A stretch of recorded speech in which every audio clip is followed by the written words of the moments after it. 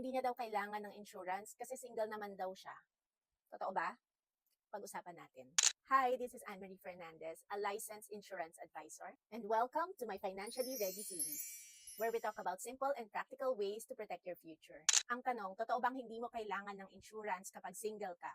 Marami kasi ang akala, insurance is only for parents and breadwinners. Pero kahit single ka, pwede ka pa rin maospital. Pwede ka pa rin magkaroon ng critical illness. At kapag nangyari yon, sino sasalo ng gastos?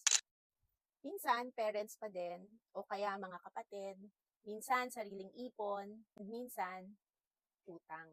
That's why maraming single professionals ngayon ang nagsa-start na rin na mag-build ng protection nila habang bata pa at mas healthy pa. Mas affordable kasi usually kapag mas maaga. Kasi hindi mo naman kailangan talagang hintayin na magkaroon ka muna ng family bago mo pagplanuhan at paghandaan ang future mo. Kung sa tingin mo, kailangan itong malaman ng single mong kaibigan, i-share mo itong video sa kanya.